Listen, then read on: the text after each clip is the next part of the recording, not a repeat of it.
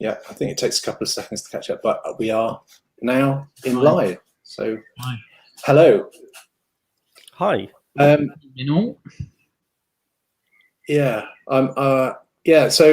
good evening, everybody. Hopefully you can all see us. We're using technology, so if anything does go wrong, please bear with us, but we will try and maintain things and keep things running smoothly. So, good evening and welcome to the WordPress meetup that would be generally held in Cheltenham, but it's being held online at the moment. So, my name's Elliot Richmond and I'm one of the organisers, and I've some help from my usual co-hosts and friends, Richard and Ronald, and Stillman should be here, but I'm not sure where he is. He might be having some technical issues, but when he comes online, we'll bring him on stage. So we've got two presentations this evening, one from Ronald. He'll be talking about 99 ways to sell, and direct ain't one of them. I think there's a song in that somewhere, isn't there? I think so, yeah, but probably not your genre. No, it's rap, isn't it? It's I like everything. You like Jay-Z. I've got quite an eclectic taste, but I wondered what you're on about then. And then I tuned out, and then I was like, "What are you talking about?" Anyway, it's absolutely not related to any of that, so get it now. Completely ignore it. Segue. And then we will have a second presentation from Mark Wilkinson, who's pretty well known in the community, and he'll be talking about how to build websites that stand the test of time. They will be followed by Q&A. If you do have comments, feel free to comment in the comment section if you're watching on YouTube or Periscope. We'll try and pull those questions in, and there's lots of comments coming in already, people saying hi, so that's great. But first, let me introduce you to our hosts. So I'm going to go clockwise that way. So I'm going to say, hey, Rich, introduce yourself, who you are, what you've been up to. Big question. Not a lot, really. Yeah, I'm Rich Bell. I help kind of organise and set stuff up for the meetup. I am a web developer by trade for the past, I don't know, too long now. Do bits in WordPress, Laravel, which I've mainly been doing. I've not really done much in WordPress of late, not new stuff anyway, kind of maintenance, things like that. And that's about it, really. That's cool. That's cool. I'm going to pass it on to Ronald, I guess. I suppose so. Hi, my name is Ronald. I'm also one of the co-organizers for the Cheltenham WordPress meetup. But I also work for Yith as a community and partnership manager. And before that, I ran a super mini micro agency, i.e. me and my wife, creating lots of sites and particularly WooCommerce stores, combined with analytics and Google advertisement. So that's my bit of background. But Rich, how many years have you been doing this? Are we not up to almost coming to 3 years? What, the WordPress meetup? Yeah. I can't remember. 3 years? 2000? I went to the first one in November 2017? No, 18. Is that right? It's 2 years. Something like that. Might have been 17. Yeah. November 2017. But anyway, Stillman is here. So I was going to pass the ball on to him, but we didn't come with a clever idea of passing these mugs on, isn't it? Something like that. But then you get confused. Good evening, Stillman. How are you? Good evening. Are we introducing ourselves? Yeah. I'm just saying. I'm just going around the room and just saying. I'm just going to say hello, who are you, how are you, and what you've been up to. I'm Stillman Davis. I have worked in publishing for a while. I work with WordPress, and I've been working with it for the past 10 years. In the past 3 years, I've become more involved with messing about behind the scenes as an administrator on WordPress sites. Cool. Right. Okay. Well, let's not take up too much more time. I think that gives us a gist of what we will do and how we get involved with our local meetup. So before I get on with the two main events, I just want to introduce a special guest who was the founder of something called WP and Up, who helped to promote positive mental health and well-being within the WordPress community. But things are changing, and rather than me tell you about it, let's introduce our special guest. And if you haven't already guessed by now, welcome Dan Maybe. Evening. Thank you so much for letting me join you. You're welcome. You're welcome. So tell us a little bit more about what's happening with what you're doing. Yeah, sure. Well, as you mentioned there, Ed, it's the WP and Up was a charity we launched back in 2018, supporting the mental health of the WordPress community, or supporting and promoting positive mental health within the WordPress community. We've recently pivoted. There's been an awful lot that's been going on in and around the community. Obviously, we are currently facing a global crisis that is impacting all of us in one way, shape, or another, and it's really required us to look at what we're doing and move what was an intentional pivot in about 18 months' time forward. So we've suddenly brought our timeline of what we were planning to do has come forward much quicker and much sooner because of the current situation, and a lot of factors have impacted that. Okay, so this was planned to be a future thing then, and it's just been brought forward due to the current situation. Yeah, so WP and Up had always intended to support a wider community. We always wanted to enable us to be able to deliver what we were doing to a much wider number of people. And as I say, we'd intended to be looking to do this in about 18 months' time with the way the charity had been going, with the services that we've been delivering. But when we hit this global crisis, a couple of things happened for us, a couple of major things. We saw a massive increase in demand for the service. We saw a little over 300% increase in demand on the services. But at the same time, we also saw a 90% decrease in public donations. So it really meant that we needed to ask some serious questions and figure out what we were doing and how we can continue to deliver what we were, the services that we have been delivering into the WordPress community. And it made sense for us to have that conversation about looking to a wider community and taking the service to more people.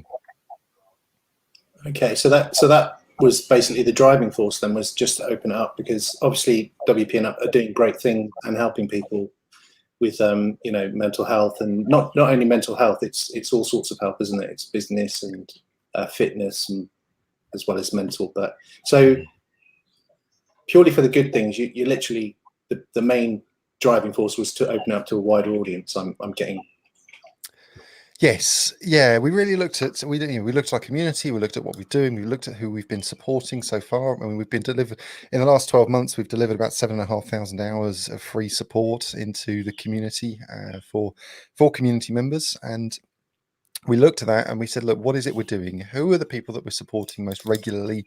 What are the conversations we're having? And couple that with what we've seen here through this this global pandemic. We've seen this massive shift in terms of people's working environments, and a lot of companies adopting a model that we as a community have been very used to for a very long time. So we have a lot of skills, a lot of experience, a lot of advice and so on that we've been able to be delivering, and we have been delivering into companies and individuals that have never done this before, have never had this experience of having to run businesses in this way, having distributed teams. Yeah. So I'm guessing it was a fairly, I mean, you already had the roadmap planned out, so it wasn't a difficult decision to make. I guess it was kind of just forced upon us because of the situation. But obviously, if you planned like 18 months to do it, there were going to be some big challenges on the way. You obviously overcame them quite quickly. So how did you manage that? Were there some big challenges? Yes. Absolutely, a lot of challenges. I'm going to be honest. Right. This has happened in an incredibly short time period. Mm. To put it into context, from the first meeting as a board of trustees, because being a charity, we obviously have a board of trustees that we have to, the trustees are responsible to oversee the charity. We met 2 months prior to the launch. We discussed what was going on. We discussed our steps forward, potential ways forward, and we then spoke with the team and discussed what we were contemplating. That whole period took about 4 weeks for us to go through various meetings and for us to make that decision. So we actually only had a window of 4 weeks from decision made to delivery of the pivot, of the rebrand. So that included the full design of the site. That included the full, the whole works. I mean, there was from the logo design right through to the language, the mission statement, how we're going to deliver the services, how we're going to communicate it. So it's been an incredible amount of work in a very, very short space of time. And I just want to say a huge thank you to all the team and the volunteers that have enabled us to be able to do this in such a short space of time. Yeah, I would second that, because I think you've done an absolutely incredible job. Getting the branding up and that whole mechanism of getting stuff built and can be a mind-boggling thing when you've got to put all the right people in the right places to do the right things and do them well. So, bravo to you, and long may it continue and be a success to the wider community as it has been to the WordPress community. Absolutely. Yeah. One question, I have asked you this before, but I'm interested to know about, does this actually, because I know it's a pivot, but will it see the end of WP and Up full stop, or will it just become, is it just going to migrate into the Big Orange Heart, or can you tell us a little bit more about that? It's a really good question, and I'm going to be completely honest. It's a question that we don't really have answered at the moment, because what we're looking to do is receive feedback from the community. How do the community respond? Is it a negative? Is it a positive? Are people attached to the concept of having a charity specifically within the WordPress community, or are they open to the fact that this is it's essentially the same service but being delivered to a wider community? So we're always looking for feedback. We want to hear what people have to say on this, how people feel about it, and whether they've, how will the community react to this? As it is right now, both sites, so wpnup.org and bigorangeheart.org, are there. They're both live. Part of the rebranding process was looking at the sites and considering SEO. We needed to understand, we couldn't simply take the existing WP and Up site, reskin it, and put it out there, because obviously we'd have a situation where we're creating duplicate content. So we had to look at how we handle that, how we make sure that we're not going to be penalised from an SEO perspective. So running both sites has been a big decision, a big factor in this rebrand process. And we need to make sure that this, we're doing this the right way. And we want to say we're definitely looking for feedback from the community and how they feel about the idea of either dropping the WP and Up or maintaining both of them. Yeah, so I guess that's a great opportunity just to open that up and just let people know, give their feedback to you and see how that kind of pans out. Logistically, how does that kind of work? Do you kind of where your audience is coming from, so you can answer them with a WP and Up highway from, or Yes. That's all been quite seamless, has it? Yes, yeah. So we've been very fortunate that the tools that we'd set up for within WP and Up in terms of us being able to deliver the support services has enabled us to set up effectively 2 separate channels. So we know whether individuals are coming through from Big Orange Heart or whether they're coming in through from WP and Up. So from that respect, it's been fairly seamless for the end user for us to be able to then answer the questions that are coming through. And how are you seeing engagement? Is it kind of 50-50? Is one, you get more leads from one or the other? Big Orange Heart is That's where great. we're seeing the traffic from. Yes, absolutely. Yeah. That's brilliant. Well, that sounds like it is a success, and maybe the question's answered. I don't know. Does anybody else have any questions for Dan? Or I've got. Can I go first? I'll go first. Just for people Well, you that do. aren't aware of kind of the areas that you offer support in, can you go through that? I can't remember what they are. Is that it's easier than you explain? I think there's 5, isn't there? Four. So 4. historically, we've had we've referred to as our mental health, as our health hubs. So within our health hubs, we focus on mental health, physical health, business health, and skills health. Now, as part of this process, we're evaluating those. We're looking at what's working, what's not. We, as a charity, we need to be as efficient as we possibly can. We need to make sure that funds are used in the most responsible way. We need to make sure that everything that's being delivered is as optimized as it possibly can be. And the health hubs are definitely an area that we're looking at. Now, we will continue to maintain a level of the health hubs, but they may be evolving as we go forward, because we've certainly seen a shift in the way people have accessed support and where they've accessed support within what was historically WP and Up and is now Big Orange Heart. But we still, across all that we do, we still have that focus of the 4 key areas across our business health, our skills health, mental health and physical health, because they are all so interconnected. When you start to break it down, we know there's a direct correlation between positive physical health and positive mental health, and of course our business health can have a major impact on our mental health, and of course our skills health can very much impact our business health. So there is a lot of interconnectivity between all of them. Cool. We have a question from one of our speakers. So if our other co-hosts don't mind, do you mind if I bring on our other speaker so he can ask the question directly to you, Dan? Sure. Say hi, Mark Wilkinson. Hey, Mark. I believe you have a question for Dan. Oh, good to see you. Muted. Muted, Mark. We can't hear you, actually. That would help. There you go. Hey. Hi, everyone. Rookie mistake. I was just wondering, why Big Orange Heart? Excellent question. It really has been looking at the community. So within the community, we launched WP and Up, and we started using the slogan "Together we can press forward," and we started using on social media. There'd be an orange heart at the end of that, and then within our peer support community, the orange heart really got adopted by the community. It started appearing through our Slack channels, through pretty much everywhere where people were interacting. This orange heart just kept appearing, and it really felt like quite a natural progression. It was something that the community themselves had adopted. So it was a case of let's listen to the community, let's listen to the way people are reacting. And fortunately, when we visited the various domain names and the social media and so on, it was all available. So it made absolute sense for us. If this is the direction the community have gone, then we'll listen and we'll move with them. Cool. That was a good idea. Thank you. That's excellent. And is there an emoji for orange heart? There is, yes. That's quite handy, that, isn't it? It absolutely is. The emoji has ended up everywhere. Excellent.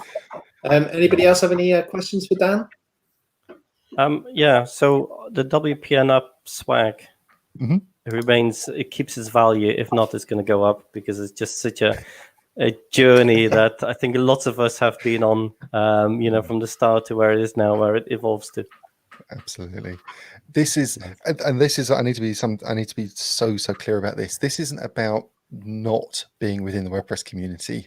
This is completely the opposite. In fact, this is Big Orange Heart will always have its heart within the WordPress community. It's where we've been working so heavily, and we've put so much committed so much energy and effort into. We're very much going to be remaining within the WordPress community. So the swag and the various bits and pieces will still be around. But as I say, we want to deliver a charity that can scale, and we want to be able to deliver the support that we've been delivering to more people and take it to more people. We've seen a demand for it. So remaining within the WordPress community meant that we were limited, and meant that we couldn't deliver the services and the support that people outside of the community have been accessing ever since. So it's a really nice progression for us, and I hope that the community can support this development, this evolvement of the charity. Very nice. In terms of funding, has this improved as well as a result, or is that still to? Because I really hope, because that's in balance, isn't it? The give and take. Mm-hmm. Absolutely, yes, yeah. We haven't. So the global crisis, as mentioned earlier on, has had a massive impact in terms of public donations. I'm incredibly grateful for every individual and company that has been able to support us at this time, and we fully support the message, of being sensible financially at this time. There's so much uncertainty around obviously business and what's going on, so we fully appreciate why people have had to look at how they spend their money and so on. But it is a case of there is a huge imbalance. As I mentioned, we've seen a more than 300% increase in demand with a 90% decrease in donations. And that's something that we're working hard to try and get that message out. So we do want, if individuals are in a position to be able to support us, we've reevaluated our sponsorship packages. We've developed what we feel is much more value now in our sponsorship packages for companies that want to get on board and support all our efforts. We've also tried to take the message that $10 a month, and that makes a massive difference. If we can get a percentage of the community supporting us at the rate of $10 a month, then it really does. I mean, every single penny does make a difference. And it's also been the fundraising side in terms of the technical bit has been one of the biggest challenges in terms of this pivot, because it's our core. We need to make sure that we can continue to fund the charity. So developing the mechanism for fundraising without interrupting our existing services really was quite a technical challenge in such a short space of time. Fantastic. I'm, by the way, one of for several months, not $10, but £10 donor finally. It took me a while to get it all set up, but it's, I'm really proud to keep, it's a tiny bit, but it is something that I think if another 100 people, another 1,000, it makes a huge difference. So I hope this message will continue. Mm-hmm. Thank you. No, it genuinely does make a massive difference. As I say, every single penny goes directly into us delivering the support. So thank you. And if anybody is interested and they do have the ability, fund.bigorangeheart.org is the website. I should try and get that. Elliot's now trying to type it really quick. Yeah. We've been looking at our technology stack and working out what do we do. We've as I say, we're very much tied to WordPress, and that will never change. But of course, we're looking at the right technology for the solution. And we've been doing a lot with Gatsby and static sites, and going headless with WordPress as well. So you'll find that this website fund.bigorangeheart.org is a static site, but has all of that functionality in it. Wow. I've just loaded it and it's super quick. So bravo. Well, and I think I speak for everybody, and wish you all the success, and I think you're doing great things, and if anybody does need to use the service, then we've got a question on YouTube, I think, Elliot, from Red Fox New Media. Okay, yeah. We got time for in one terms more? of mental health support, do you refer on to external agencies, or do you have your own internal counsellors? That's a brilliant question. I'll let you answer that, Dan. Yeah, so we actually have partners that we work with. So at the moment, we're still working through funding to be able for us to be able to employ in-house. That is the ultimate goal for us. But until we're in a position where we can maintain the cost of having individuals in-house, we partner with specific vetted organisations. So it's been it really does enable us to scale at this stage with the way the current funding is. Would I be safe in saying that also people can volunteer to help as well as donate? Very much so, yes. Yeah, bigorangeheart.org/volunteer. We've got lots of opportunities, lots of ways that people can volunteer. There are numerous tasks that have to be undertaken on a daily basis to scale a charity of this nature on a global basis. So yes, if individuals are interested, we have a very active community on Slack. Again, visit bigorangeheart.org/join. It's a great way to get involved if you're interested and being part of the community. Sorry, I'm throwing You're all testing my these URLs skills at you. here. I know. That's what I was just thinking.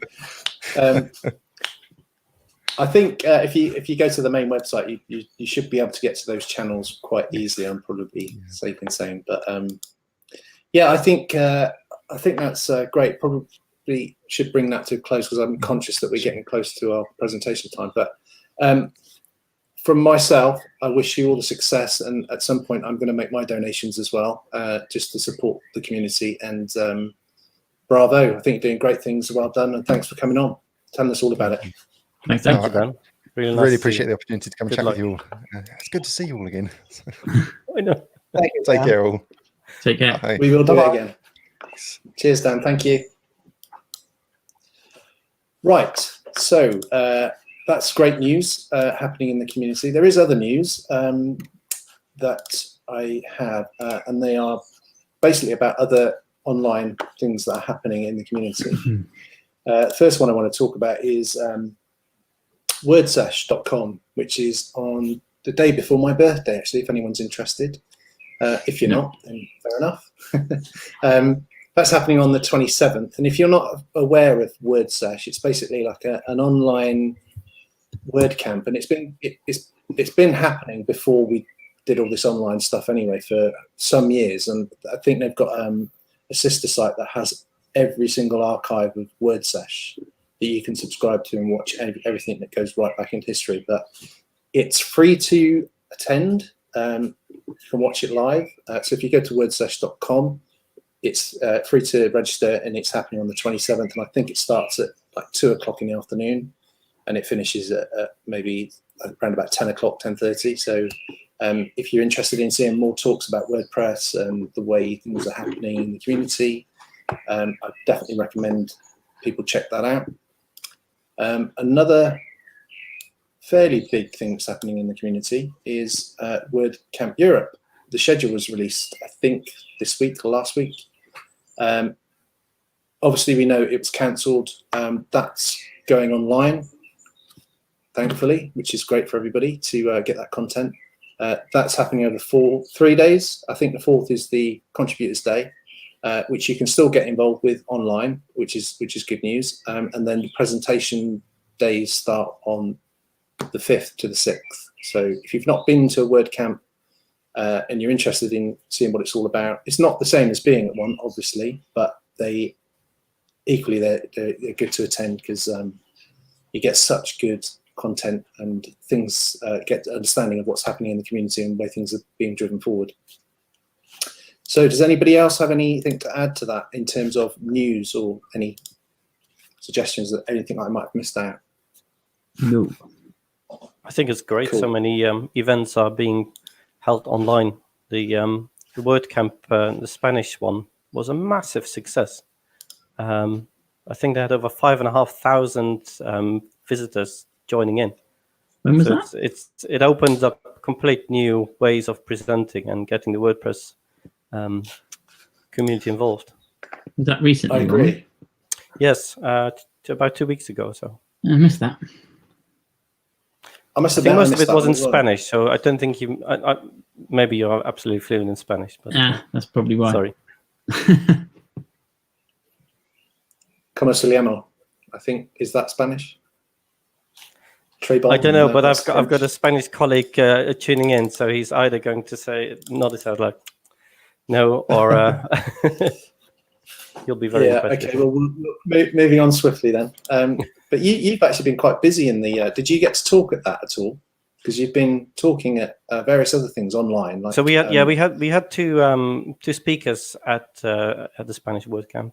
I spoke at WP Feedback Live Summit.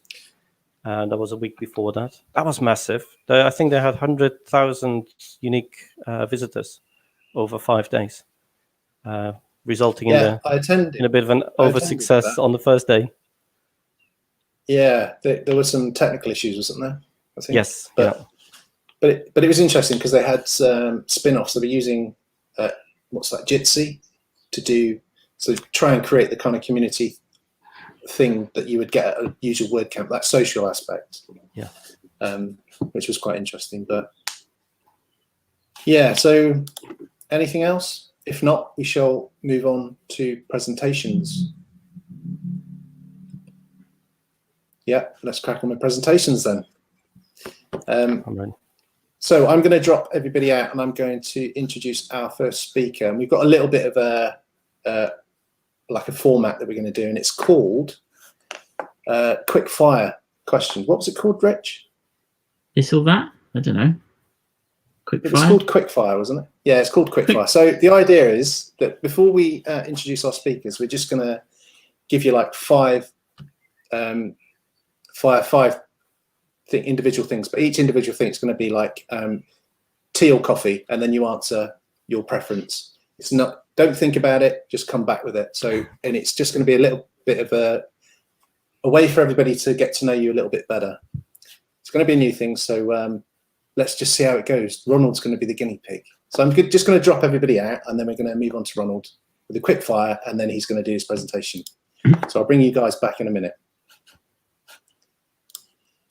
So let me just get that off the screen. I have no idea what you're going to ask, but I'm really curious what. I know. what I my am lined options up. are. I have done some preparation. So Ronald is first speaker, and you are you're a community partner in the and partnership. Sorry, you're a community and partnership manager for Yes. But let's get to know you a little bit better. So here goes with a quick fire questions. So early bird or night owl? Oh, that's a difficult one. That's really. I've already stumbled. Don't think about early bird. Early bird. Go. Early bird, right? Okay. Premium theme or bespoke build? Premium theme. Tried and tested. YouTube or Netflix? YouTube. Ooh.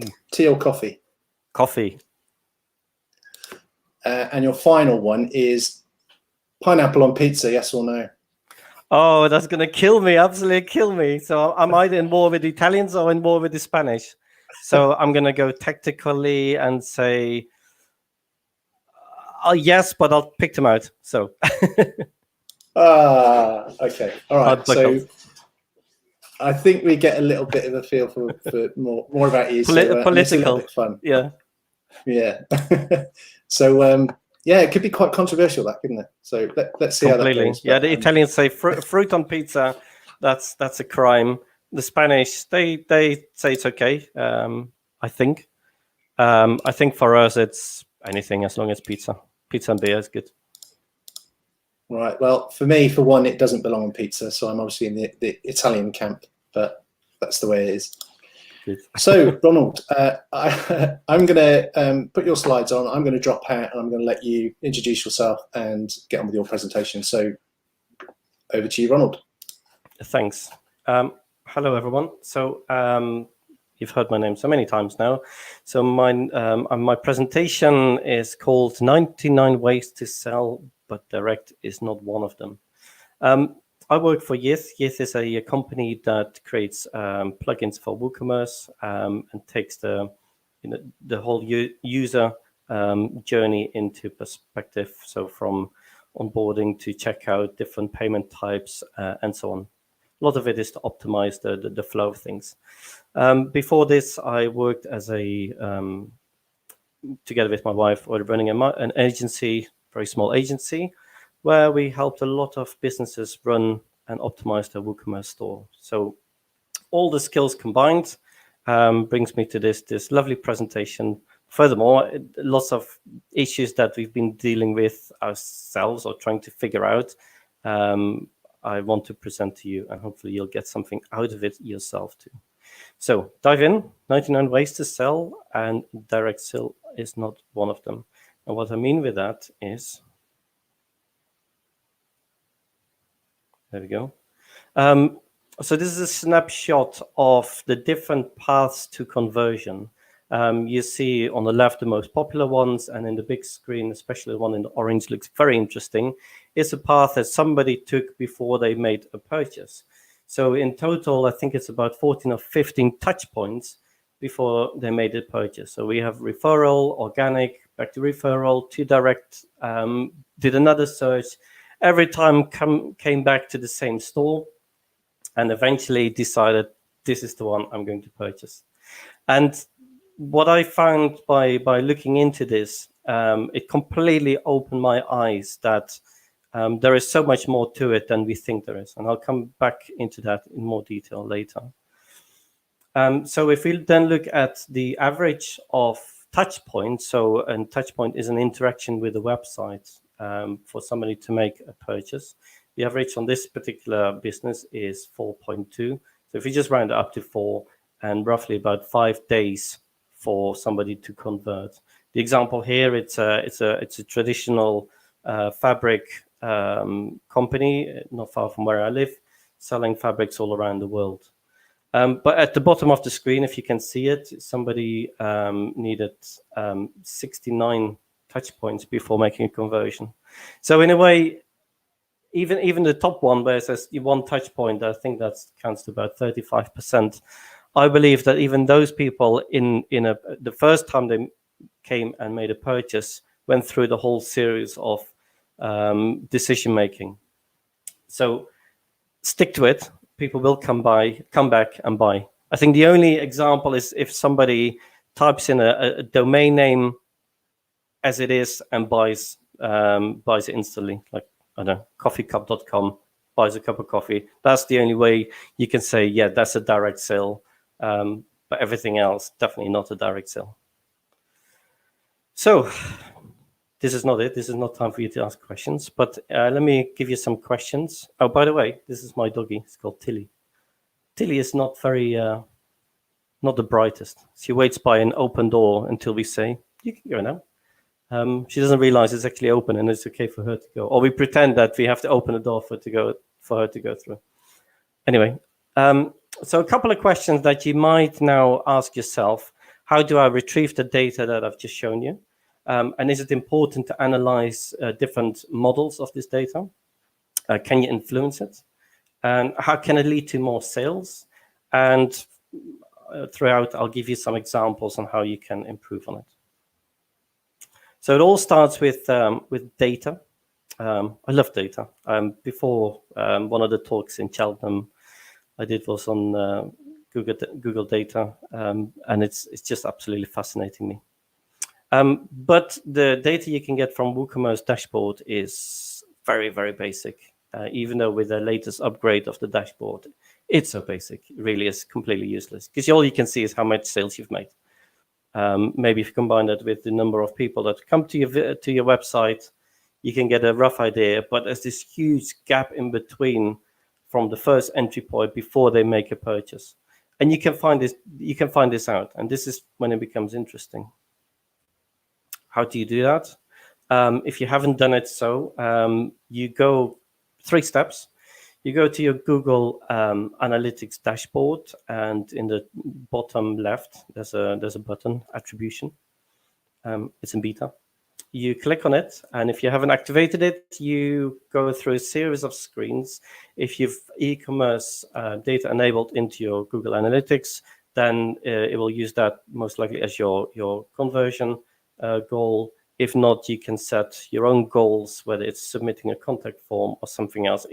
Let's say if you're not running a WooCommerce or e-commerce site, and then you need to wait. It takes at least 72 hours before all the data has been collected and models are being created, and it takes even longer than that.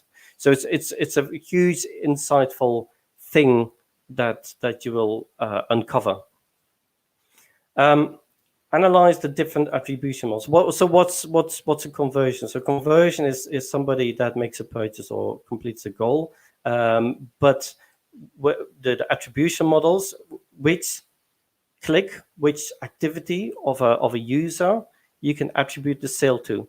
Is it somebody who searched your website, goes through your website, makes a purchase? is then the attribution, or you can attribute the sale to an organic search, or maybe it was an email that you've sent out, but it could also be an affiliate and so on. And you can go even deeper, where it's a referral to a particular site that's giving you a lot of traffic with high converting traffic. So understanding where each of the first point of contact comes from, but also the last one that eventually made the sale. Now, Google traditionally only creates or shows you the last click contribution. So it's the last click on your website that led into a sale, gets the point, so to say. What I mean, this is one of the views that you will see. So on the second from left is the last click attribution, and then you have the first click attribution. And if you compare them side by side, you see a few differences. And because we know that the average touch points a customer needs for this particular business is 4.2, or 4 times he needs to visit the site before it makes a conversion. So you do see differences. If you compare it with the last click and the first click, more credit should be given to, for example, in this case, display marketing, but also paid advertisement.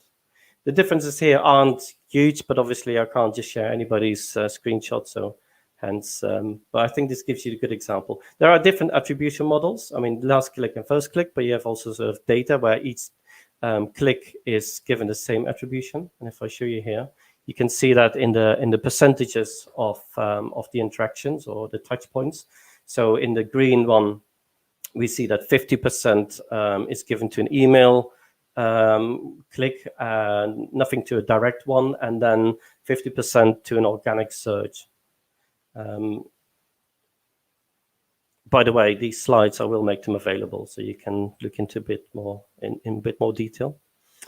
So this is your traditional customer's journey, and this is what I always imagined up until maybe a year ago or so, that somebody comes to your site, does something, and then either they make a purchase or they don't make a purchase. But actually, there is so much more to it. And then you see the life cycle, you know, after point 2, they become a customer, and then the value sort of goes down to the point where they are no customer anymore and are an expired customer. But I've sort of redesigned this model into sort of a more nurturing customer's journey. So now you have the different touch points, so 1, 2, and 3. Then they become a customer. There are more opportunities within. And even when they are not, so they're not an expired customer, they're an expiring customer. So there are still opportunities to engage with them and bring them back in maybe point 3 or 4.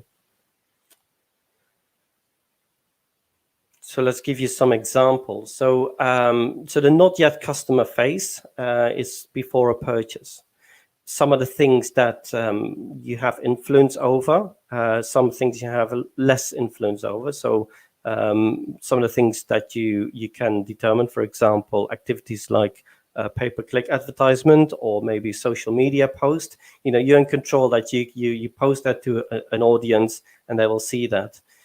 Things you have less control over is maybe Google, organic Google ranking or SERP. And because even though you can optimize it, it all depends on your clientele, but also on the competition. But some of the things you have more influence over. Also, affiliate marketing. If you run an affiliate network that brings in customers to you, you have control over that.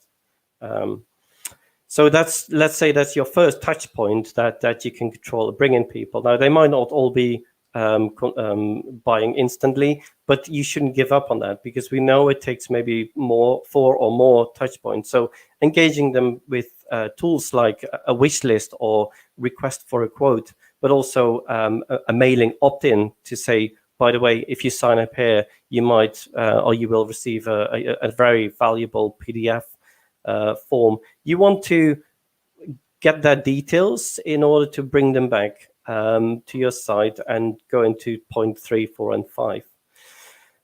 Point 3 could be one step further. So you've brought them back maybe with an email offer. they've then added something to a cart, but left it. So an abandoned cart email or a reminder, could be an SMS, is another way, a touch point where you can remind people to say, by the way, if you check out now, we'll give you a 20% discount. So lots of these little activities can really help to increase your customer data set, or the increase of customers. A remarketing campaign, by the way, is also a really useful one. Once people have visited your sites and they've allowed for the cookies, use Google or Facebook remarketing campaigns. So what it looks like, this is a more complex. The idea is that it does confuse you a little bit, but it's a flow of how you can bring people back to your site and not just let them go, because they are looking at other sites.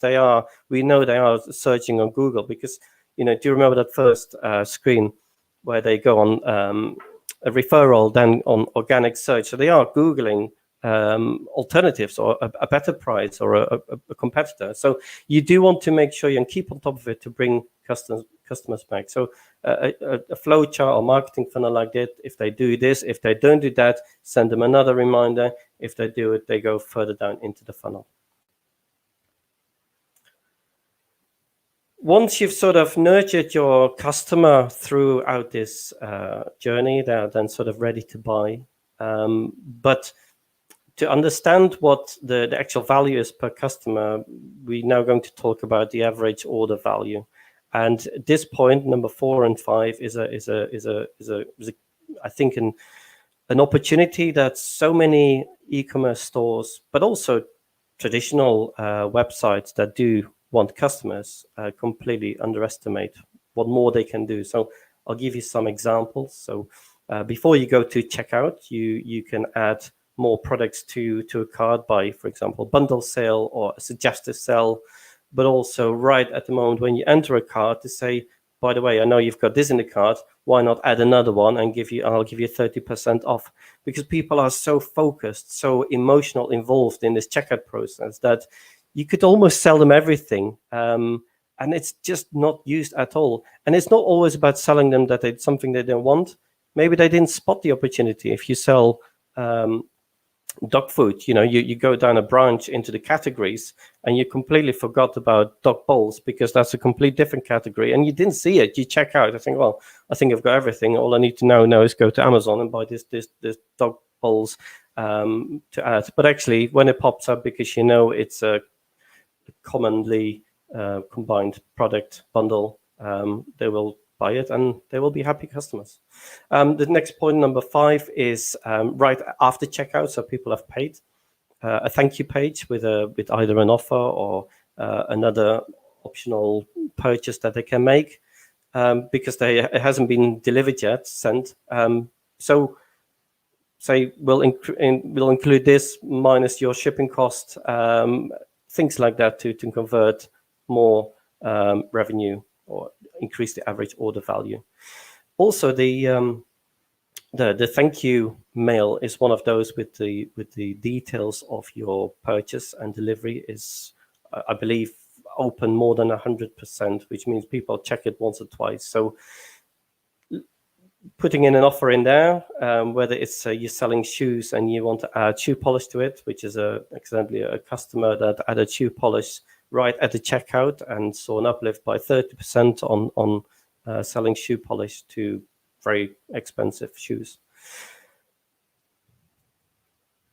So average order value, why do you need to know this? Well, you can calculate it yourself, but I want to show you how you can find that out in your own Google Analytics dashboard, which is a little bit hidden, but it's important because it's like I'm talking to Tilly now because I don't see the audience. It's rather strange. I'm talking to this dog who can't open the door. Well, who doesn't know that the door is actually open. Anyway, so it's important to understand your return on investment. So, but by having a figure displayed clearly to you what your average order value is now, you perform some activities and then see it increase over time is very encouraging. The way you do that is by going to conversions into the e-commerce section and right with the right red box. I know it's completely the wrong maths calculation because I was going to use it as an example. That's why I've rounded it up to £100. these paths on how to get it. There's a sheet right at the end with all these paths. So if you're writing or taking screenshots, honestly, don't bother. So now, really, this is my sort of crystal ball moment where you can look into the future. Somebody has, so you've nurtured your customer, you've sold a little bit more than they maybe need to, but they are happy, of course, because you've given them a very good deal. So this is now the point after they've made the purchase to engage with them, re-engage with them. So you have a short-term moment. This could be an order review. It could be also delivery notification if you have a longer term delivery strategy. But then you have a medium term where you engage with the customer with maybe an email or a follow-up sales or something they've purchased before they need to buy again, because after 30 days you will most likely run out. So those sort of short and medium terms. And it's very clearly evident when you look into Google Analytics when this moment happens. And you can influence that. You can use some sort of marketing tool that automates that process for you then to utilize that. So if I go to the next slide, where you see where I've sort of filtered it down or segmented all the users that made a purchase. And I've highlighted it in this red line where there's a bit of a dip after between 1 and 4 weeks. So that's, to me, is the medium term, but also 1 or 2 days after a purchase, it's still quite high. So people will go back because they've got something in mind that they maybe have seen, and therefore, think about it and say, actually, I do want to get that extra item, whether it's a piece of clothing or so. But also then the medium term, where you have sort of after 1 to 3 weeks, you create another automation to bring customers back, whether it's a discount or reminder or suggestive sell, or if you supply a service business, it's like, how you're getting on. Is it something that you need further? It's a really key moment to re-engage. Now, this could be different for any type of business, but I'm pretty sure that 9 out of 10 business do have this extra dip after a few weeks. The long-term re-engagement, this is then sort of the 8, 9, and further. You then, you lose value because you have to bring people back with special deals, whether it's a sale, to bring people back or to create another purchase. But it's an opportunity that you should never miss, and even that you can sort of automate. It doesn't need to be a designated sales period with all grand and big. You could say, well, actually, after 6 days, this customer will get a reminder, a discount, or a suggestive email, or even phone them up if that's the case. Because it's a lot less effort to bring this customer back to point number 4 than recruiting new customers that have to start at point number 1, because point number 1 could very well be the most expensive one.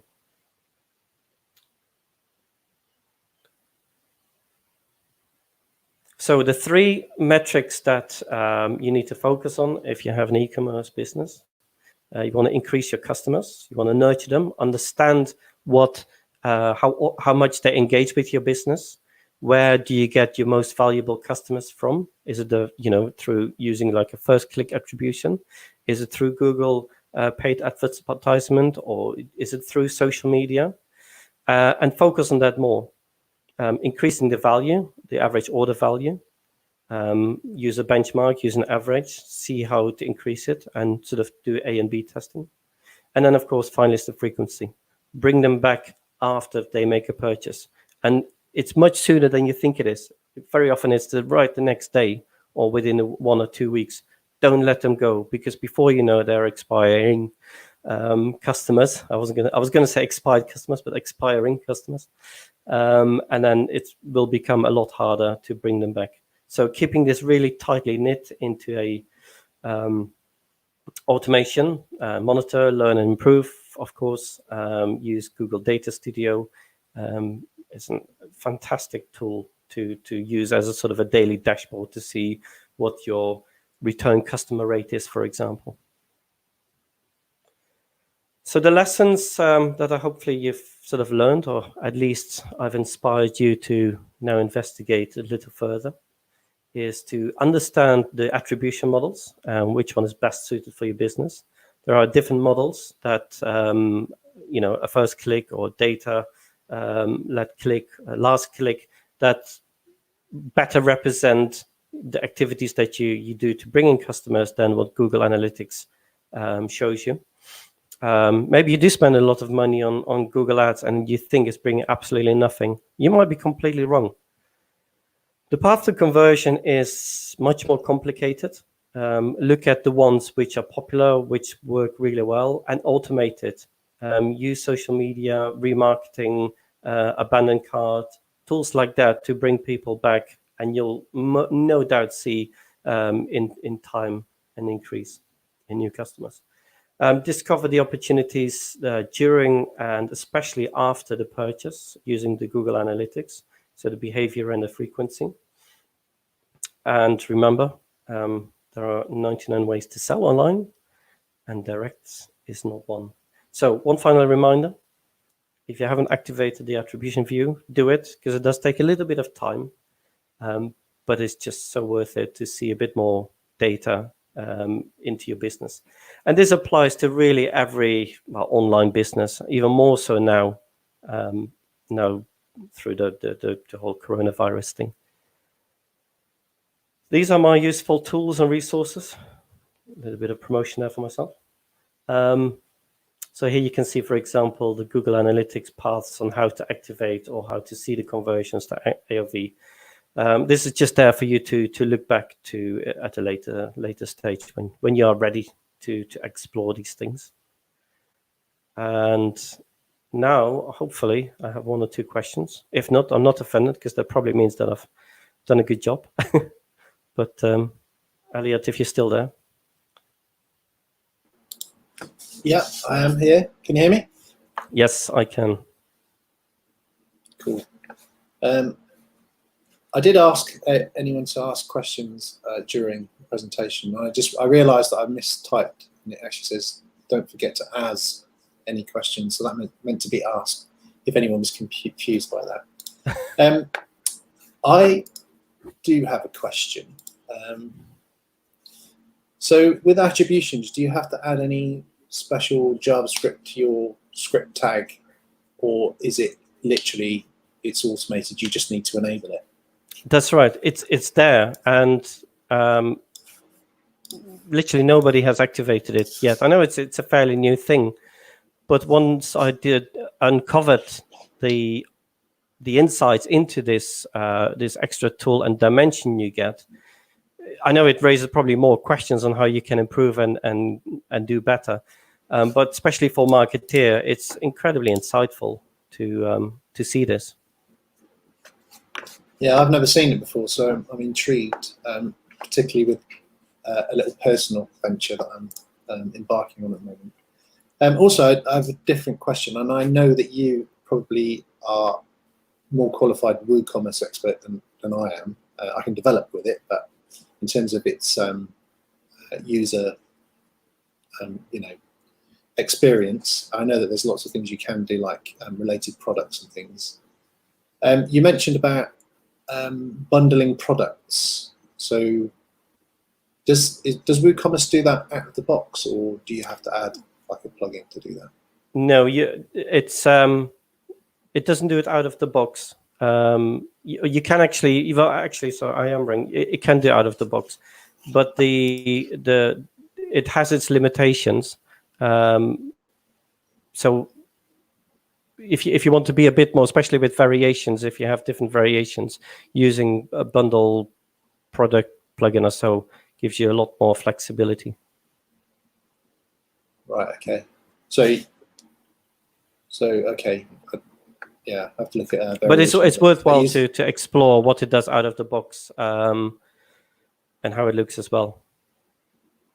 Okay. I am actually, by the way, I'm working through some essential guides that and I'll share that with the group as well, for creating for WooCommerce. It's really starting from basic installation to all the different settings, adding some videos and so on. So it's hopefully it will be a really useful tool. And it's the way I've set it up is that you can sell with Woo within a day. So from 0 to sale in a day with using Woo, not having to spend any money out of apart from half a decent host, of course. And invest in your time in doing it. Yes, but hopefully my little videos will help you a great deal. Yeah, of course. I think in the current climate as well, is that lots of people have had to pivot their businesses and take them online, and in tandem with gathering the stats, getting something online, changing their business. I've seen a lot of craft beer producers in cities that. Did you have any? Because of course, everybody, all the web designers have their own experiences, but I've most certainly have had inquiries. Or can you help me? I want to sell this. Whether it's friends or people that that just now suddenly panic and just want to sell things online. Local pub, for example, now selling meat and veg boxes.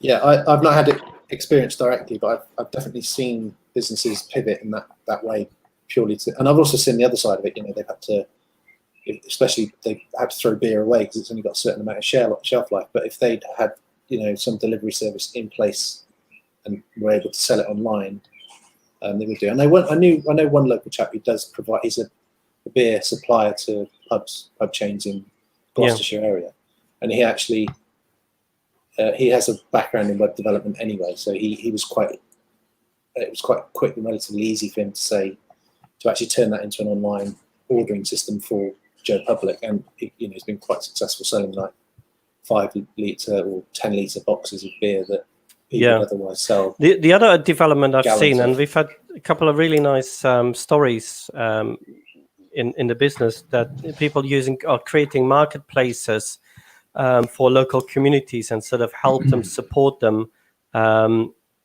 in bringing local shops who might not have an online presence, but sort of bring them on board and promote the area. So one person in Sicily has all the local sort of food suppliers and businesses that he sells up, adds them to their marketplace. So I think there's some really fantastic creative ideas being born out of the situation. Yeah, it's using WooCommerce. Kind of like drop shipping distributors, but enabling people to sell through by them. Yeah, that's a great idea. Mark has a question there for you. You mentioned the remarketing of Ronald afterwards. Yeah. There are some really good tools. There are loads of them, actually. And if you want something that integrates well with WooCommerce, there are a number of things, but ActiveCampaign or Klaviyo, and that sort of deep dive into the data or the existing data, looks at patterns, looks at opportunities, and you can segment things really easily. But also it goes sort of outside of emailing, so SMS, Facebook, or Google remarketing. But obviously, Google is still taking the crown when it comes to remarketing, because it literally follows you everywhere.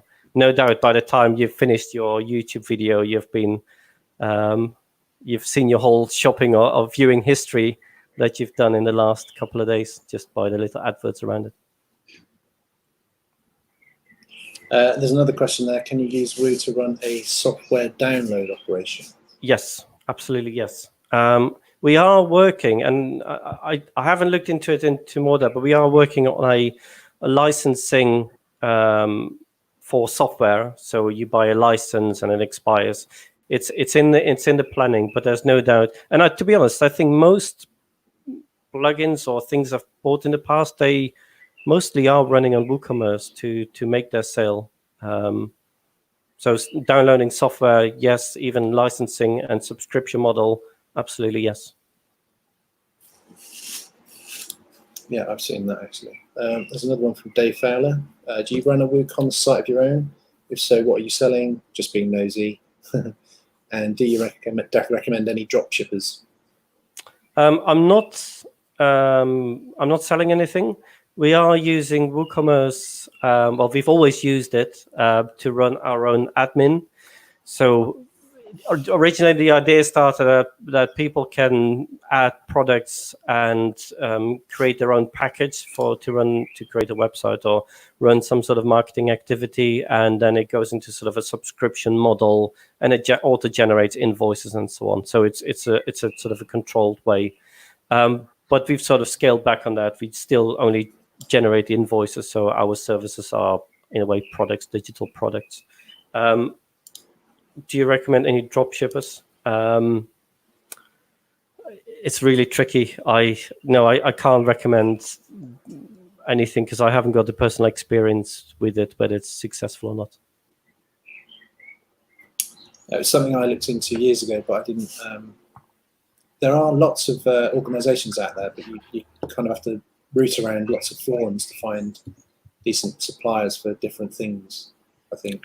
Yeah, So and I think research. it's a bit of a trend now to sell using drop shipping. It seems like an easy way. You just build a website and you run it and you sell, which I think if done well, it's a great business model. But I'm sure there are a lot of failed attempts, or because they use a subscription model using a platform and the cost is just way too high for you to run it. But WooCommerce definitely all the way if you're planning to use it, because apart from hosting and maybe one or two premium plugins, the profit is all yours.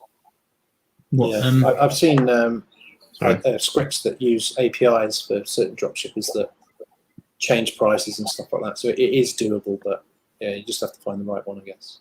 Sorry, Rich, did you have a question? Sorry. What when you say WooCommerce with a couple of premium plugins, what plugins are you talking that you'd think that you would need? Well, because I talked a lot about automation, and I think if you want to build this business beast to create a drop shipping company just by adding a few products and creating a sort of a marketplace where the seller gets notified when a sale has made, it probably works, but I'm sort of advocating what I've just talked about, that you need to create this machine that automates things, promotes, brings people in, if you want to make a success out of it. What those plugins are, I think it very much depends who your customers are, and of course understanding the whole customer journey, where they come from, whether it's an email marketing tool or a promotional plugin. So they're not like specific plugins. It would be on a kind of case by case basis where you'd suggest, I think you need that to kind of bolt onto it to do what you want to do. Yes, and also whether you want to run the automation within your WooCommerce store, or whether you take it out and let another platform run it, HubSpot, ActiveCampaign, those sort of things. They're absolute specialists to drive that completely. And the integration between these platforms, they're just increasing all the time.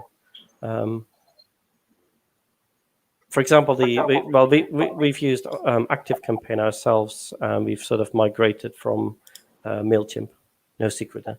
But the ActiveCampaign, the amount of data you can bring out from your WooCommerce store, all the history, what type of products. So imagine if you have all that history in front of you, that everybody who's bought product A might be interested in product B. So if you say, well, everybody from product A, if they haven't got product B, I want now them to send an email saying, what about product B? And if they click on it and don't buy on it, 2 days later, you can say, do you know what? I'm going to give you a 10% discount. If they then click through and follow, and still don't make the sale, they're interested, they're really close to making this conversion, make it a 20%, but with a 24-hour limit.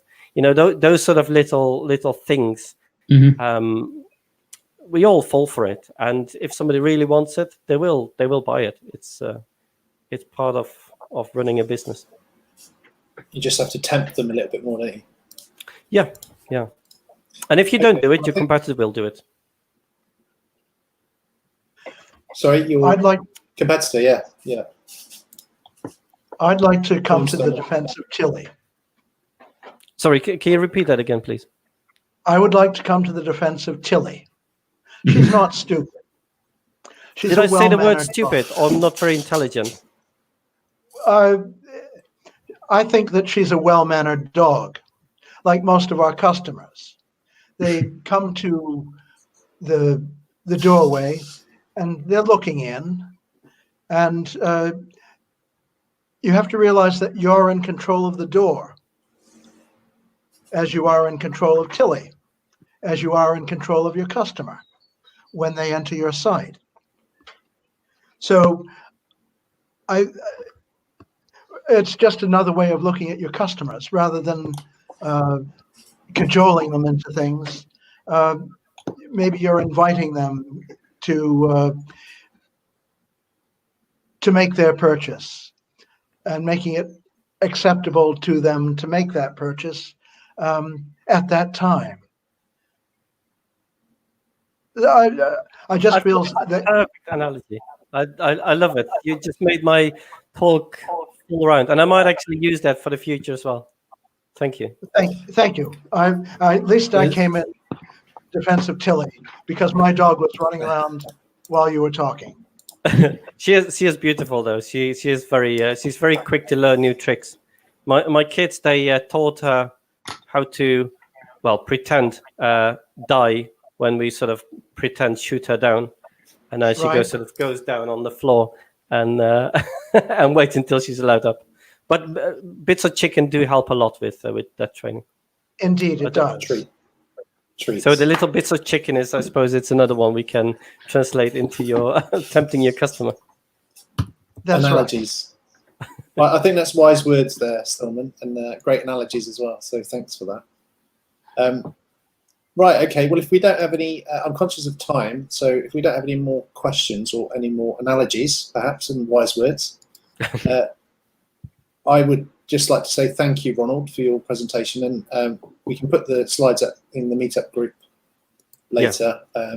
If anyone's interested in seeing those resources, which I would highly recommend doing so. And I'm definitely going to take up some interest in your the tips on Google Analytics, definitely. So I'm going to drop you guys out, and I'm going to introduce our next speaker for the next quick fire round. We'll just drop you guys out.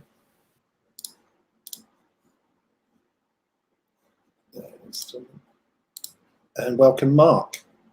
Good evening, everybody. Mark. Hello. Good evening. So, Mark is the co-owner of High Rise Digital, a WordPress development agency focused on providing websites that stand the test of time. So, conveniently enough, your talk is about websites that stand the test of time. So, this should be a good talk. But before we do crack on with that, you want to do the quick fire round?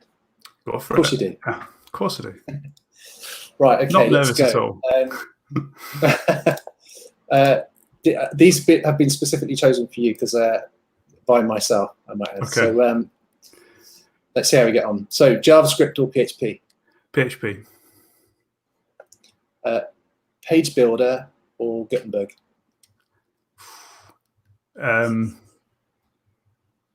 Page Builder at the moment. Good Reach question. for plugin or build from scratch? Definitely depends, but I'm a developer, so I'm going to say from scratch. Yeah. Working alone or with a team? With a team, but that can be on your own from afar.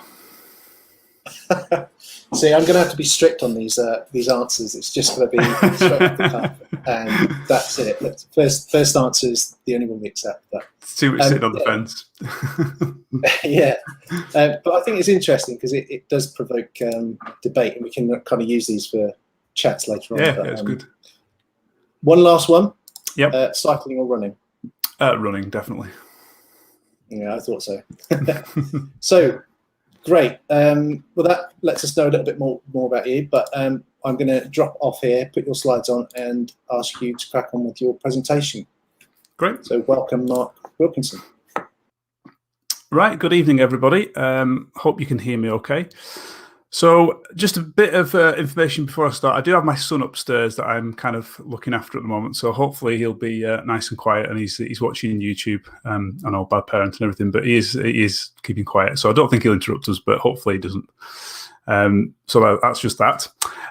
So my name's Mark, as has been introduced, and I'm going to talk to you today about something that we really believe in at High Rise Digital, and that is building websites that stand the test of time. And it's inspired really by a massive amount of contacts and inquiries that we get at High Rise Digital from people having inquiries that kind of go something along the lines of, oh, hi there, we've had our site developed. It's about 6 to 12 months in now, and it's just not working for us. A number of things we can't do. This broke and that's broken. We want to add this, we can't. We want to get rid of this, we can't. And can you help? And you sit there and you're thinking, this is a WordPress site. Why is this the case? Because it should be content manageable, et cetera, and it just makes you think that that site hasn't been built to stand the test of time. Really, the client can't use that going forward for a long-term solution to what they want to deliver. So that's kind of where this presentation comes from, and where sort of our ethos, if you like, comes from as well, in that we want to build websites for clients that last them as long as they need them to last, essentially. So let's work out how to move on to the next slide. There we go. So when you're thinking about lasting a long time or standing the test of time, you've got to think about the cost of a website versus its lifespan. So if you were to walk into a garage and you were to buy a new car, or you were to be offered a car, and you were saying, well, you can have this one and it's going to be £2,000 and it's going to last you about a year. Or you could have car B over here, which you're going to pay £5,000 for, but that's going to last you 5 years.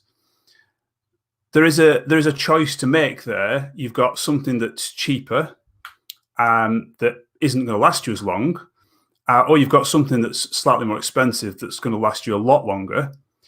Most of us, depending on circumstance, would probably be choosing car B because it is £1,000 a year, whereas the car A is £2,000 for a year. So it's about trying to understand projects to make them last longer and to make them better value for money for the clients that are investing in those projects. So that's what we're trying to look at doing, cost versus lifespan all the time. Now, sometimes that doesn't necessarily mean that you buy something that will last a long time and will cost more money. It might not be the case. We'll talk about that in a second. You might opt for another option, but we're always looking at cost versus lifespan when we think about this sort of this thing.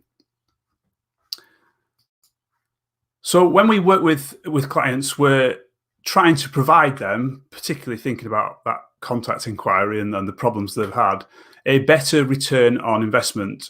So when someone buys a website or a web project, they're always investing a certain amount of money, and they're doing that because they want a return on that investment. They're not just spending £2,000, £5,000, £10,000 because they want to. No one really wants to spend that much money. They're spending it because when they do spend it, they're going to get a better return on investment on that money. It's going to deliver for them the results they want in terms of what the project's supposed to be achieving. So we're trying to provide a better return on investment for clients. Now, many of the cheaper website providers, might build solutions that last for 12 to 18 months. In the example that I gave you with the contact inquiry, and sometimes that's what the client wants. It's not necessarily that they want their site to last forever because they know about some future changes, for example. So it doesn't necessarily mean building projects that are going to last for ages and ages. It's about standing the test of time for the needs of the project that you're currently working on. So if you wanted to turn around a quick website, for example, if you had a company that has changed its name, for example, or perhaps changed its name and branding, there might be a reason why they want something really quick because they're going through a period of transition. They need to get something online fast. So the standing a test of time for that is a shorter amount of time than perhaps what traditionally you would call, a longer term in terms of a number of years. And it's about matching that to the project in hand. So the first thing that we are very keen to do right is planning. The old saying is, if you fail to plan, then you are just planning to fail. And there's a lot of truth in that. Now, I'm not entirely sure whether every web developer and designer always does full planning sessions with their clients. And is that always necessary? Well, that's possibly not for some smaller projects, and depending on the size of the project that you're actually doing. And many clients come to us, and when we talk about a planning section of this project, they're not really expecting it, and they don't really know what that state or that part of the project is. But once they've done it, we haven't had a client that hasn't agreed that the planning section was crucial to the delivery of a successful project that stands the test of time. So I think planning is essential for, I'm not going to say any project, but the majority of projects that you're going to work on, website builds and the like. So planning is absolutely essential. I'm just juggling two screens here with notes and things, so if I'm a bit slow on the transition. So how do we do the planning? Well, we ask lots and lots and lots and lots of questions to start with when you're starting a project. We, as a company, if we're delivering something for someone, we need to know as much as we can about what the project is. We need to know about why the project is going ahead. We need to know what that project looks like, if it's going to be a success, and so much more. And again, some clients aren't expecting the level of questions that we ask. And sometimes they don't know the answers, and actually it's very thought-provoking for them, because we're trying to make sure that we have as much information as we can to make sure that we can give them a better return on investment and that we can build something that's going to stand the test of time. So without knowing the answers to all these questions, it makes it very difficult for us to build a successful project. Now, some absolutely love this process. At a call last week, there was a superb call. Really asked lots of good questions, and the client was answering questions and really understanding their project better than they did when they started. But some don't like that particular section of the work. I don't know why. Maybe they haven't thought of it. They don't see the value in it. But it is an important part of any project to be successful in terms of building something that's going to work for a client. So we really do probe and ask lots of questions at the start and get a better understanding, because decisions that you take along the path will always have implications further down the line. And again, if we're building something that's going to stand the test of time, we need to make sure that a decision we take today in hour one of a project isn't going to have a detrimental effect to something that you want to do later down the line in year 5 or year 3 or even in 6 months' time. So we need to ask those questions to make sure we understand that. And that leads on to education. So someone once said education, education, education, and that is a interesting concept for web projects, because your client is coming to you as the expert. So they're looking for you to guide them through the process of building a successful website project that's going to last them. And part of your role is to educate them on decisions that need to be taken, the implications of those decisions. You're the expert, they're not. So you should be able to try and educate them. And we love educating as much as we can about the process, about what we could use, the implications of that, and every step of the way, really. Because every decision you make, again, as I've said, is going to have an implication further down the line that you want to make sure isn't going to have a detrimental effect. So an example of that in perhaps the WordPress land is that we've just launched a site actually yesterday, and like a lot of sites, they had our team page, and the page had a picture of the different team members on the website or the company. When you click on those, it drills down, it gives you some information onto there, what their role is, what projects they've worked on, etc. Now, there's a million and one ways you could deliver that in WordPress. You could just have a page called the team, and you could have metadata about each person, and then you could just loop through that as a developer and spit that out on the page. You could also go one step further and say, well, actually, we're going to create a post type for people, and each team member is a post. And then on the website, we can query that post type and then display those results somewhere else. And depending on what you're planning in the future, perhaps to do with those team members, we do a lot of recruitment sites, and sometimes they are consultants as well as team members, and they want to be associated with the job. So it makes more sense then to have them separate as a post type, so that we can then associate them with other post types, etc. So it's all about educating what we're delivering now, what we think about now, and how we're going to make that work better in the future. And that might mean that it takes 2 hours to build instead of 45 minutes. But actually, in the long run, your website is going to stand the test of time, because we know that in the future, you're going to want to do X, Y, and Z going forward. And maybe that you think you might want to do that, but you're not sure. And therefore, it's easier now to spend an extra hour than it will be to try and engage someone else in the future to have to unengineer what we've done and do it all again. So it's worth educating about those decisions and thinking about what's happening at the moment, what we're doing in the future. So yeah, we're really keen on education and providing clients with the information that we think they need to make informed decisions. So the next little bit is project management. I guess this is not really directly related to delivering sites that stand the test of time as such, but it's not about the actual project in what you deliver to the client, the website. But it does make sense, because if you get project management wrong, there is a higher percentage chance of the project failing halfway through or a quarter of the way through or whenever, because of poor management. If you don't manage the project properly, there's a high chance that it's going to fail. And if it fails, then the project is not going to last. It's not going to stand the test of time, because it's failed. So project management is actually quite important. And again, going back to the initial concept of the inquiry that comes into us, sometimes we get, we've got a half-finished website, we want some help finishing off, etc.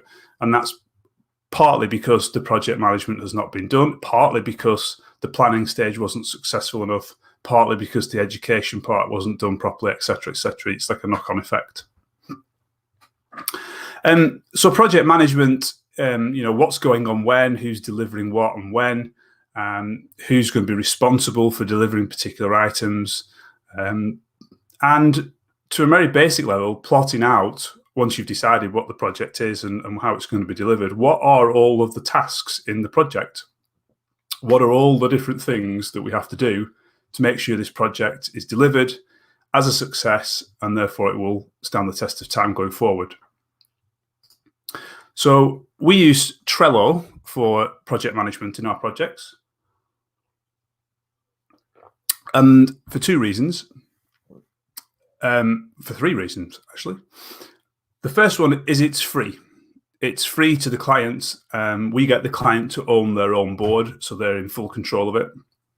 The second one is that we find it really easy to use. I've used a number of project management solutions in the past. Many for me are just too complicated. They try to do too much, but that's up to you. And thirdly, our clients love it. It's really easy to use for them too. So it makes sense that if they like it and we like it and it's free, it's an absolute no-brainer. So we use a project management board, something along the lines of this you can see in front. Sorry, I haven't moved the slide on over here. So this is our sort of boilerplate board that we use with clients. We have a reference column where we can just put reference articles, and then we split things into backlog, which is kind of stuff we know we need to do, but we're not doing at the moment. Next priorities, that's the stuff we're actively going to do shortly. In progress, we're doing this now. For review, we need to review it. It's ready to be reviewed, and then obviously once it's been completed, it goes over to done. Fairly standard Trello project management. There is a blog post that is written there, and Hannah Smith helped us out with that. She's been, I think she presented either last time or the time before, so that was good. She helped us out write that post. Here's James. I'm just busy, James. So if you want to know more, you can go to that blog post. You can read all about it and learn how we deal with project management. The next thing that we think is super important for projects that last is documentation. Just document everything. Like everything, because it's only going to help a future person, whether it's you or whether it's us as High Rise Digital or whether it's someone else coming in to develop. We do lots of integrations with recruitment websites, so we're obviously going into other people's WordPress installations, and we are dealing with what's there and what's been built already. And one of the things we need to understand is how is a project put together, so that how can we integrate with it. And the number of projects that have zero documentation, I guess, doesn't surprise me. The number of projects that I jump into and has zero inline documentation is it does amaze me, actually. So document everything you have. Trello is obviously great for this because the way we use Trello, every task is split up into a Trello card. So you want to be documenting the decisions that have been made around that task. And because Trello works in terms of discussion on cards, you've got a history of what has been said and what has been done about a particular task. You don't want to get to a point where you're halfway through the project and something is discussed and it's decided, yeah, we definitely need to change that. It's not working how we thought it was. We're going to change it to something else, only to forget that 6 months ago or 2 weeks ago, depending on how long the project was, there was a specific reason why you decided to do that. And that's probably sort of would stand the test of time. And if you've forgotten what that is, or you can't remember, you may end up undoing that and removing it, and that's going to be detrimental to the project. So documenting everything on wherever you do it. I mean, if it's not Trello, it's somewhere else. Documenting how things are done, documenting how content's managed, and documenting decisions that you've made, how clients should manage their own content, anything you can think of. The best thing to do is document it, make a record of it so that you know what was decided and why it was decided like that. And that will really help going forward. Again, a website that stands the test of time is also a website that's going to be able to be built upon throughout the amount of time. They don't stand still. People want to do new things with websites as companies develop and different services are offered. So if you want to sort of integrate with that, you're going to have to understand how it was currently built and therefore how you can best integrate with it. Documentation is a great way of doing that. Based as a side to that is we do a lot of video documentation with clients. So we use a service called Soapbox from Wistia. It's free. There is a paid version. It has some extra features. We don't actually pay. We just use the free one. So we document a lot of our progress. We document a lot of our communication with this Soapbox from Wistia. And what it allows you to do is it allows you to record, I say short video clips. I'm not actually sure whether there's a limit on it, to be honest. It's got a Chrome extension, so you literally just hit record, choose your camera, choose your microphone, and it will record your screen, and it will also record your video and your voice. So it's a great way of talking through a concept. I've developed this is how you do it, etc., and you can send that across. It's really quick to do, and you get an archive of all the videos you've created. So that was my Wistia soapbox sort of archive page. You get a little easy copy to copy and paste the thumbnail into an email, and it gives you a little link to the video that you've created when you send that to the client. So it's really, really useful. And the positive feedback that we've had from clients on that has been amazing. Very, very few clients have told us they don't like it. But the amount of people that have sort of responded and said, wow, that was an awesome way of delivering that communication or documenting that thing has been amazing. So certainly something to look into if you're looking to do that sort of thing. And especially we're a remote team, so we often don't meet in person with our clients. And this is a great way of getting your face in front of them whilst you are obviously delivering your project and stuff like that. So it's a great way of documenting things and communicating with your teams and your clients. Just have a quick drink.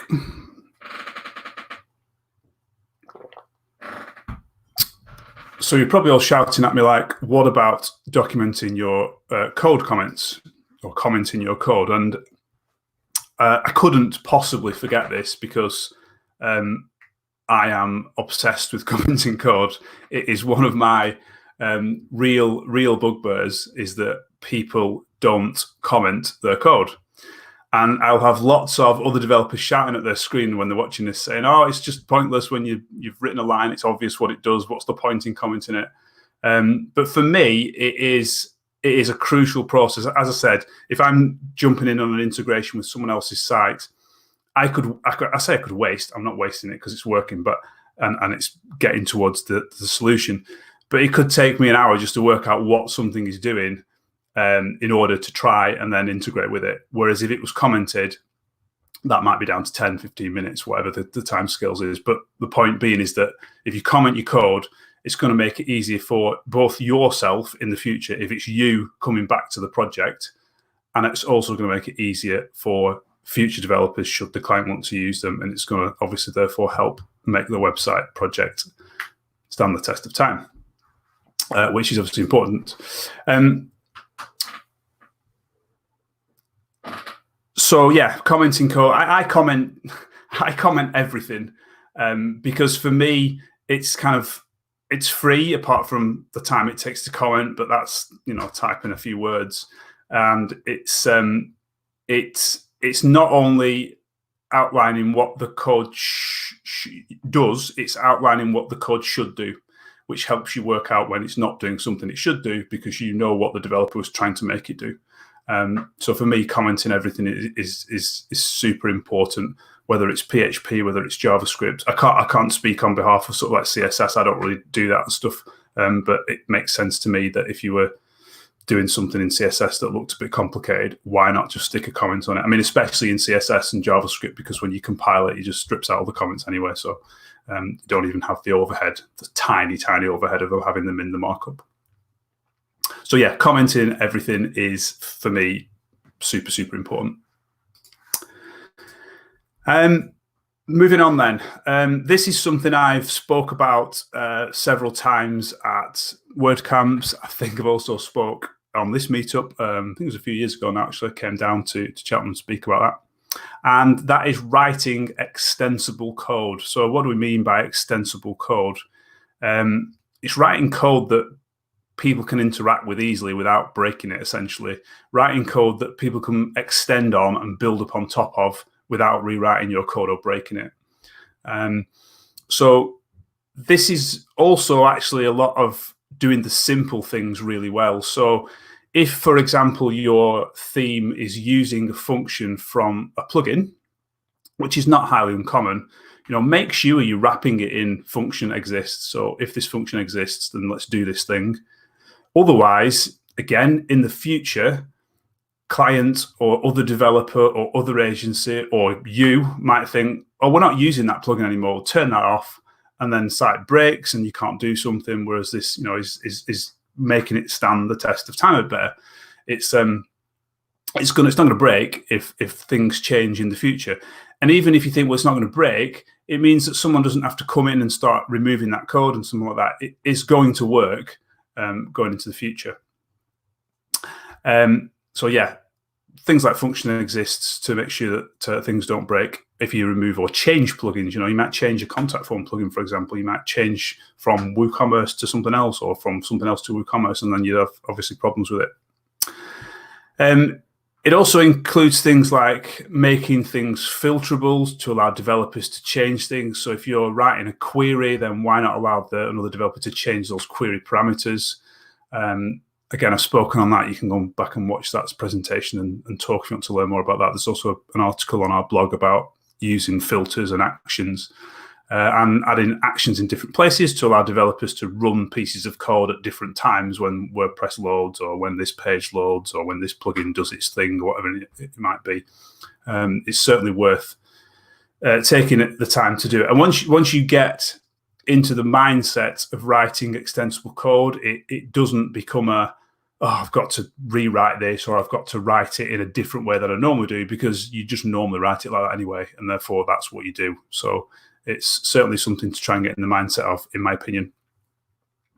Other things that you can do to extensibilize, I don't know if that's a word, but anyway, is using things like template overrides.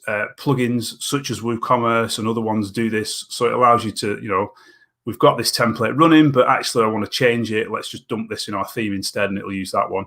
That's another really good way. And again, makes your project stand the test of time, because if someone wants to change this template, we don't have to either take this plugin away and use a different plugin because we want to change it. We can just change it straight away without breaking anything, changing the bigger picture. So all of those ways to write extensively are going to improve your projects in terms of making them last longer and providing better returns on investment. Three more things to look at. So secure coding practices. I'm not going to talk great about this. This is an entire sort of topic on its own, and there's some great talks already out there if you look at WordPress.tv, or certainly other meetups and WordCamps and things. But just write code that is using those secure coding practice. Sanitizing your inputs, escaping your outputs. Because it's going to make your site last longer. It's going to be less likely to get hacked. If it's going to get hacked, it's going to break, and it's going to break. Somebody needs to come in, and it hasn't stood the test of time. So secure coding practices are super, super important. And I would urge you to certainly look at that if you think you might not be doing it.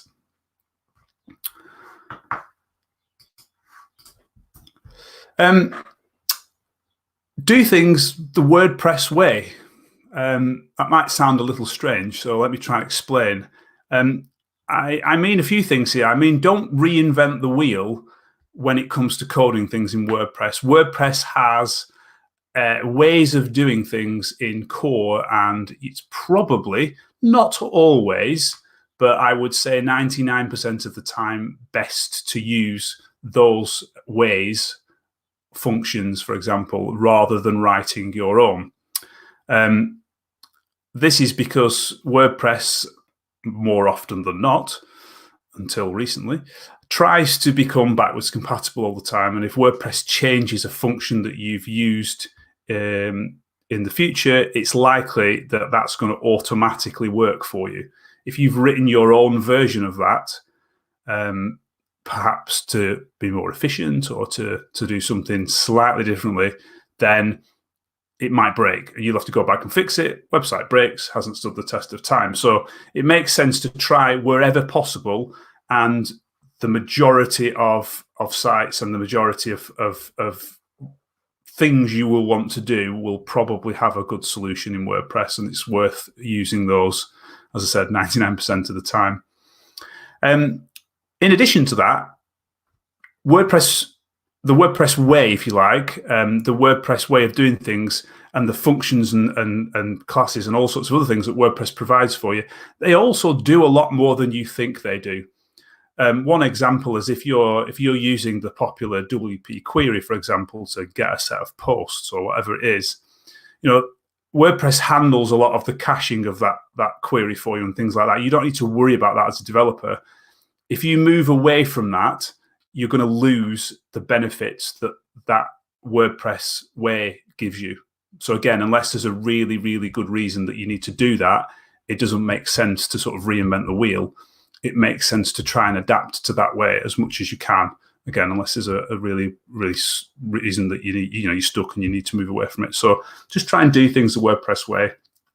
And I guess that goes back to not commenting code, but writing code as well, and standards and the way to write code. If other WordPress developers are coming to look at this in the future, it makes sense if you're writing it like most other people do.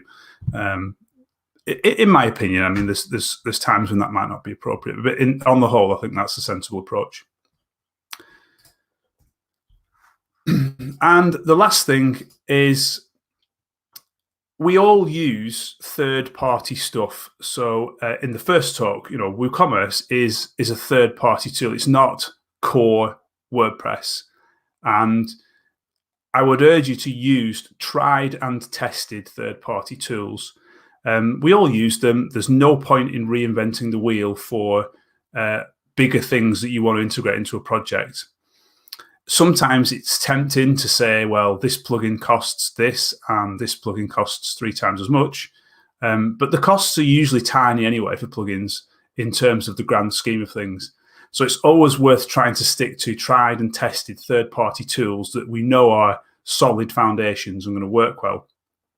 So if you're going to use something third-party, then please have a look at its reputation and make sure that it's going to stand the test of time. It's going to be developed, it's going to be looked after, it's going to be updated. I suppose a good example of this from our point of view is most websites that we build will have some sort of forms involved. There are probably hundreds of forms plugins for WordPress. There are probably 10 or 20 really, really good forms plugins for WordPress, don't get me wrong. But for us, we always use Gravity Forms. It is our tried and tested solution. We know how it works. It is backed by a solid team of developers that are keeping it up to date. They're evolving it, sorry is the word. And we know that it's going to be supported in the future. It's going to be a well-supported product. So if WordPress changes in the future, we know that's going to change with WordPress. We know it's going to be there and thereabouts, and therefore the website is going to be able to evolve and it's going to be able to stand the test of time, because that plugin isn't going to break most of the time with a change in WordPress direction, etc. Because there's someone else there developing and delivering that update, if you like. And I guess just a side note on that, it's also worth pointing out to the clients here that if you are using third-party tools, they need to be aware of any licenses that they need for those tools when you start the project. The number of times where clients have found out at the end, where I've come in and done some work for something else, that, oh, what's your license for this, because we need to update it, and they haven't a clue what I'm talking about.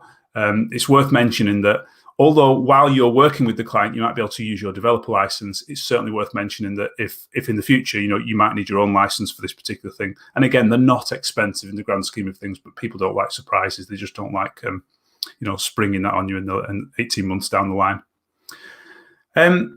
So hopefully you've got something out of that. That was sort of some of the ways in which we try and build websites that stand the test of time, making them a better return on investment for clients, and they will last them longer going into the future, make them more adaptable in the future, so that they can carry on and deliver what clients want.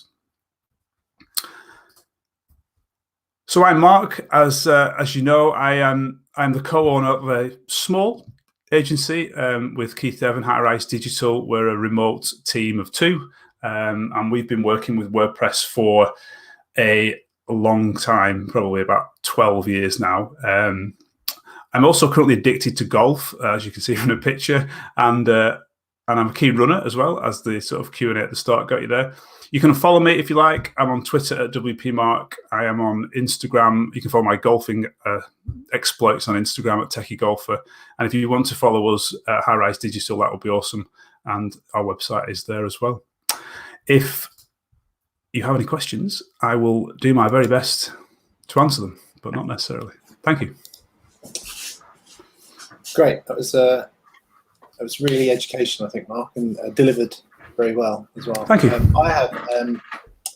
I have oodles of comments really, but Okay. it's not the me and you show because I think my comments would open up discussion. But I will come back to one or two. I'll pick one or something maybe. But we do have a question from Dave Fowler. It sounds a close call in the quickfire round, but why page builders over Gutenberg? Controversial. And how would the host answer that one? Why page builders over Gutenberg? That's a really good question. It was a very difficult question to answer. It really depends which site, what you're building. I use Gutenberg on my blog and love it. There's nothing wrong with it. I'm writing blog posts and it works a treat.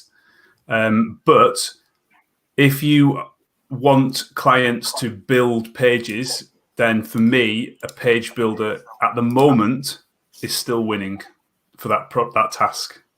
So it does depend on what you want to do.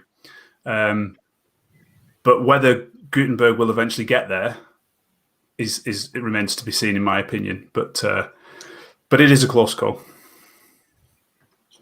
Yeah, I think you raised an interesting point about doing things the WordPress way, which sparked something off in my head. I agree with you totally, and it's the way that I would recommend developers do it as well, and that's the commenting thing as well. Out of interest, do you use like the standard PHP commenting? You know, we param, return. I do. And all that. Yeah, my text editor Sublime kind of just does it for me. I think I just like type / * and press enter, and all of a sudden it just goes bang and populates the whole thing ready for me to fill in. So try to do that.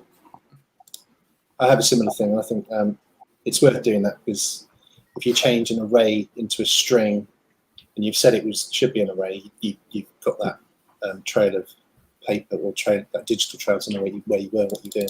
But just going back to the WordPress way and being backwards compatible, that doesn't really sit with the whole Gutenberg movement, I think, which is a really controversial sort of subject, and probably too heavy to have now because I think we could just a whole show on it with each individual person's opinion, right? So, but in my experience, the whole backwards compatibility thing, WordPress did that in a really good way for many years.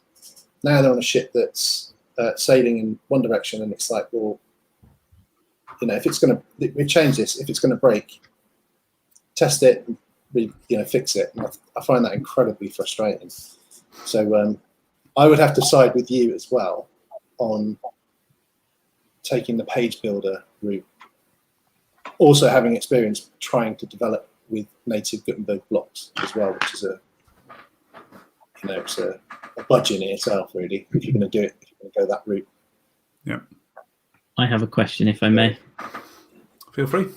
I do quite a bit of kind of bespoke stuff, and I wouldn't say I struggle, but in terms of when you were talking about your planning stage, how do you get your clients to think like a developer, like you would think? Like, I ask a question, but they kind of think of one solution. They don't kind of think about all of the things that it needs to do. Have you got any tips on how to get your clients to think like a developer would think?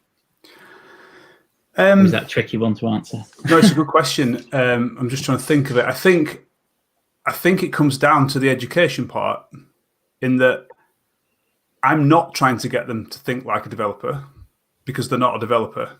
Mm-hmm. I'm trying to ask them questions, not developer questions at all. I'm trying to take it out of developer land. I'm trying to ask them questions about the project, the business, what's happening, what's happening with this going forward, so that I can then think like a developer.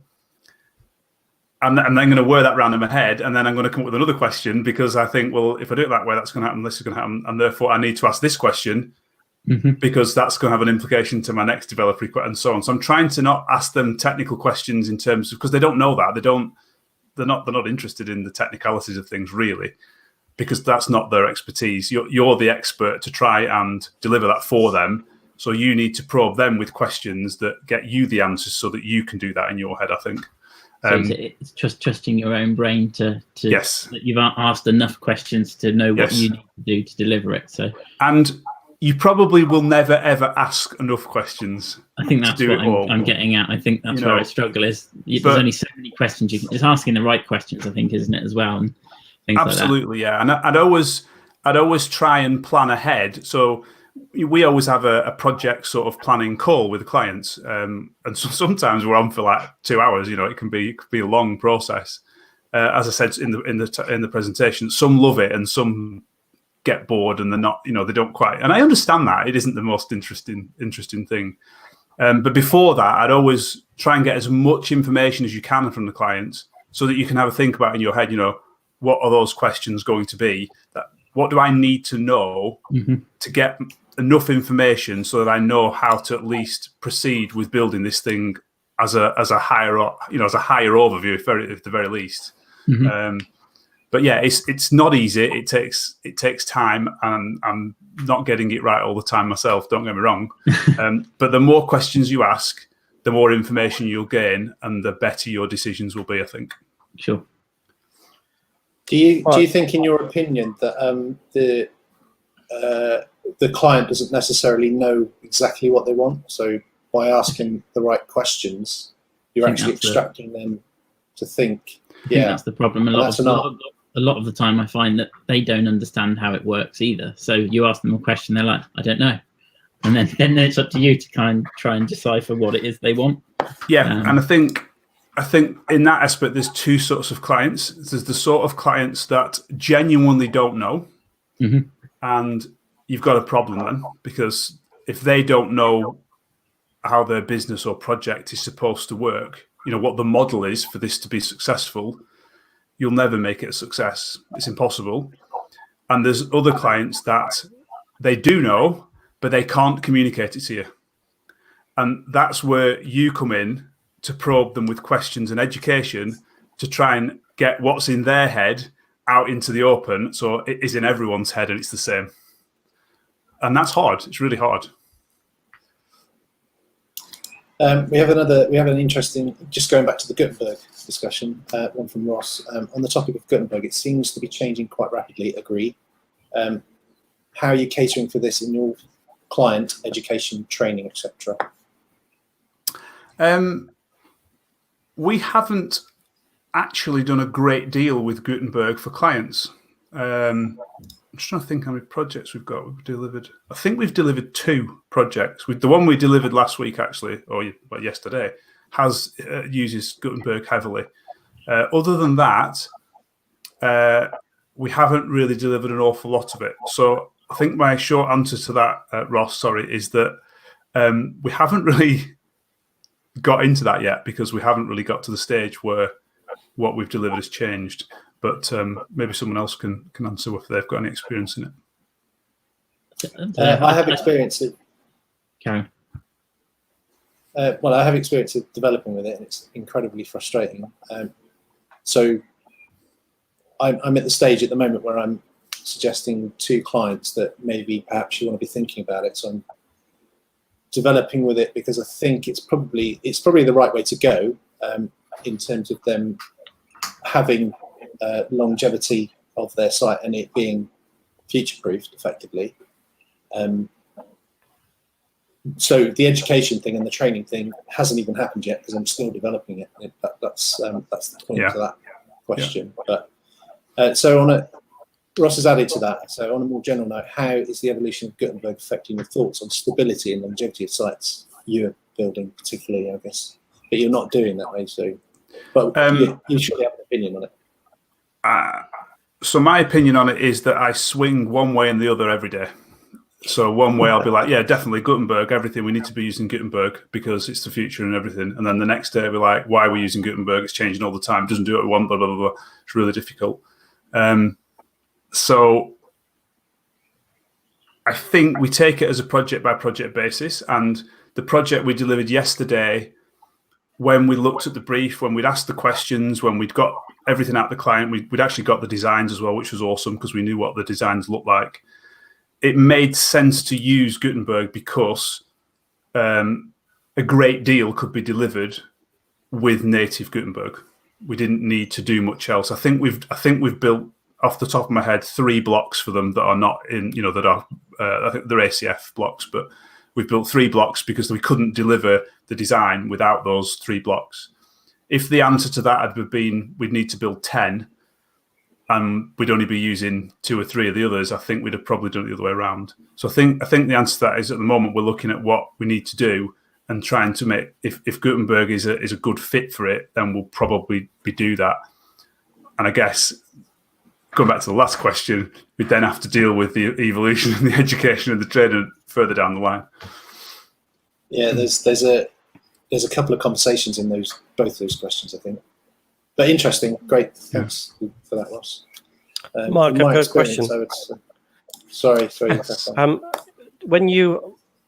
How do you price for the unknown? So there are elements of a project where you just don't know how it's going to evolve, or if you need education or education further down the line, how do you price that into, a client's proposal? Do you do a lot of research, or do you really go, roughly, that's going to take a place to work it out? Yeah, that depends on the model that we're using. So if we were doing a big project, and again, define a big project is difficult, but if we're doing a big project, I think we can all understand what's a 6-month project and what's a 6-week project.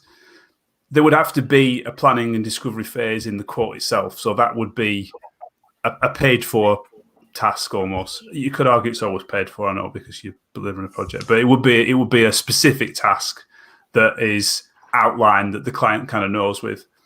For the project we delivered yesterday, that was more of it was a couple of hours on a call because the project itself wasn't particularly complicated. So I think, to answer your question, the unknown, you can't plan for the unknown because you don't know what it is, but you can always plan some contingency time into a project for what you think might happen. And we're always up and honest with the clients about that. We say, usually we've never worked on a project that doesn't change. So whatever we decide today is likely to change. So because it will, unless unless this project is the one project where it never changes. So we say, well, how do you want to handle that? Do you want to handle change in the fact that we say, okay, it'll cost you this much more money? Or do you want us to handle change in that we'll factor that into the quote? Or do you want to say, here's a chunk of time and commitment? So the client says, well, actually, let's say the cost of it is £1,000. So we'll give you, we'll budget for £1,150. And if we use it, we use it. If we don't use it, then we don't. That's fine. So there's different models you can use depending on the size of the project and things. Yeah. And do you find that most of your clients, because it's all how you present it, I suspect, they like that transparency, and most people take that on as well. That sort of gap, or what do you call it, the option? Yeah, I think. And then you justify in a way why you have to spend that much more time. Yeah, and you mentioned it there. Transparency is the key, because if you're being transparent and upfront to the client, and you're saying, you're essentially saying this will happen because we know it will happen, then it's their choice, and you're giving them the options, you're giving the benefits of each, and you're saying, what do you want to do?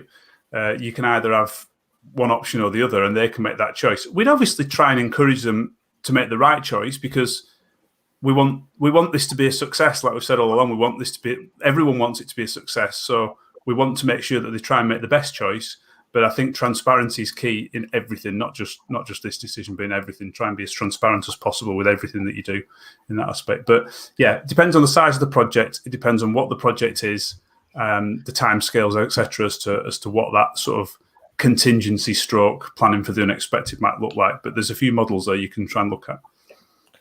If after a discovery session with your potential customer, have you gone back and said, look, we are just not the right fit? And it could be maybe a personality clash, but it could also be a project clash that just doesn't work, and you refer them, or do you always sort of make it work one way or another? No, we've said we've had discovery sessions where we've come up with we've asked all the questions. We have delivered them a brief, so they don't get nothing out of it. They get a brief that we deliver to them. They could then take that to someone else. And at the end of it, we've said this is not for us. We can't do this, and this. All we can do is this bit, so it makes no sense for us to do the whole thing. Or we're happy to do that bit. If you want us to do that bit, that's fine. But we can't do this bit. And often the client will either adapt and change, or they will agree, or they will, think, well, we really want to work with you. We'll work with you that bit, and we'll do the rest for someone else. So, and again, that comes back to them building that bit so it stands the test of time, so that when someone comes in to do the rest of it, it'll work. Thanks. As always, your talk's always good food for thought to take into consideration. So, thanks. Just on that basis, when you have the kind of discovery, I mean, I have my way of doing things, but when you have that discovery conversation and you go away and you kind of put a brief together, I guess, do you do a detailed scope of that, which is, I would say, the developer's highly technical paper? And do you give that to them so that another developer can just follow it and do it? Or do you just give them an outline in layman's terms to say, this is what we do and what you need? So that, and I tell you the reason I do that is because then I can then equate that to time and have it perfectly match. Yeah. And then there's no, but do you give that document that scope thing, or do you just simplify it? We wouldn't scope out a development brief for someone else to then read through, probably because we might do things differently to someone else, and therefore they want to change that anyway. So I'm not so sure that gives as much value as it would in terms of return on investment for the client. What was the other question bit? Sorry, the scope document. So it would be more of an outline document outlining the scope of the project in terms of what they're trying to deliver, and it would be detailed, but it wouldn't necessarily list how to do it in developer speak. So it might be that client. We take the example that I started with in this presentation about the post types for people, things like that. It might be, you wouldn't necessarily say, oh, you need to create a post type called person, and you need to have the taxonomies called this and assign it to it. You wouldn't necessarily react like that, but you'd be saying, a person needs to be something that can assign a title, a job description, a picture, et cetera, et cetera. And then the developer can read that and think, this is how I would do it. And as well as that, you can define things such as, like a person needs to be able to assign to multiple jobs. Sorry, one job can only have one person assigned to it, or can one job have multiple people assigned? That sort of thing is what will go in that document. But how the developer delivers that, we wouldn't necessarily write, because for example, if we delivered a technical specification to the client, if they don't use WordPress, what we write makes no sense. Yeah, true. Yeah. Okay, that's interesting. Yeah. Anybody else got any other probing questions? I don't have a probing question, but just a comment. I hope it's one of those brilliant analogies that you've given to me. I look forward to them. No, I'm not that brilliant all the time. Only occasionally. The whole idea of talking with the client, which can take an awful long time, is very important, because the client needs to be presenting you, the designer, with a brief, as you need to present a brief back to the client to tell them what you're going to do for them. That conversation is very, very important. Agreed.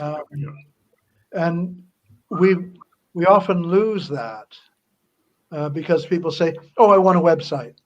And say, yes, we can develop it.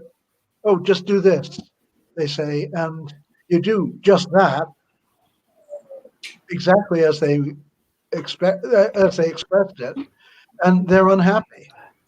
Absolutely. It happens too often.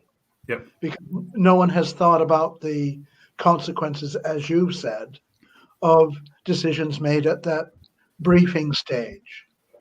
And so it needs to be a really in-depth conversation with the prospective client, as the client needs to have an in-depth conversation with the prospective supplier.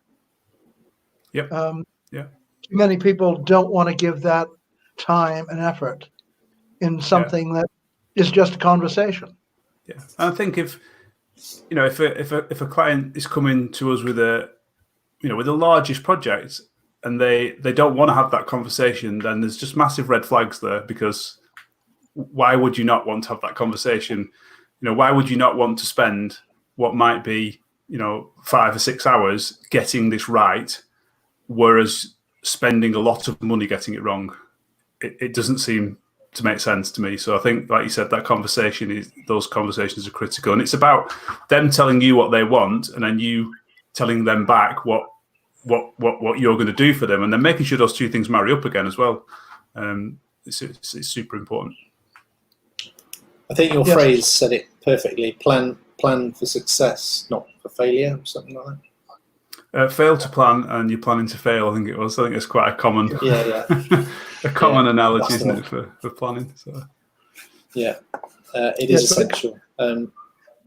Both the client and the designer need to plan for success.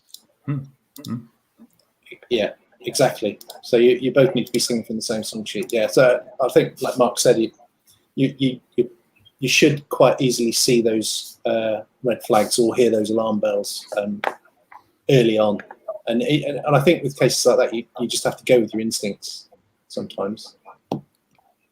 Yeah. I did a presentation on sort of like how we sort of write a sort of, I think we called it website specification. Maybe that's a too broad a term, like a scope document is maybe the better word. And for me, it's all about the client has something in their head that they want to do, and you need to get that out of their head so that everyone on the project knows exactly what you're trying to do. And that conversation that you're having at the start is about how you do that. And that's quite hard to do. That's, like I said, it's asking questions, it's probing, it's educating, and making sure that then everyone understands we're all, like you said, we're all on the same hymn sheet. We're all singing off the same hymn sheet, so that we all know what we're trying to get to. Yeah, I agree. Does anybody want to add to that? No. Cool. Well, thank you for that, Mark. As ever, always education listening to you. But you do have that education background, so it's obvious that you have that skill. So thank you for that. Thank you. And if you want to fire the slides over, we can get them up on the Meetup page. And all it remains for me to say is thank you very much to all our speakers for presenting tonight. And yeah, if any of the co-hosts want to say their thank yous, go ahead. No. Thank you very much for both speakers, and it was an enjoyable evening. Thank you. Thank you, and thank you everybody else as well. Thanks, both. Yeah, thanks for having me. Good, and it's good to see everybody as well. And thank you all of our viewers as well for adding comments. I know that there was a lot of comments to start with, and trying to mix them up in the presentations and stuff is a bit difficult. But we are aware that you're there, so thank you, and thanks for your questions as well. So last thing I'm going to just remind people of is the news that I popped up earlier, and maybe we'll see people there if you want to join. I'm going to try and get involved with the Word Sesh on May the 27th, and I'm definitely going to be attending the WordCamp Europe on the 4th, 5th and 6th of June. Actually, not the 4th probably, but yeah, definitely the 5th and the 6th. I think the contributor day is sold out now, I think. Oh, is it? Okay. Yeah, I thought that was quite surprising. They sort of limit the ticket numbers, whether that's a technology limitation or that's it. Was that just for the contributors day? Yeah. No, I thought it was for all, isn't it? Maybe I'm wrong. Forget me. I need to check it. You can get general But, ticket.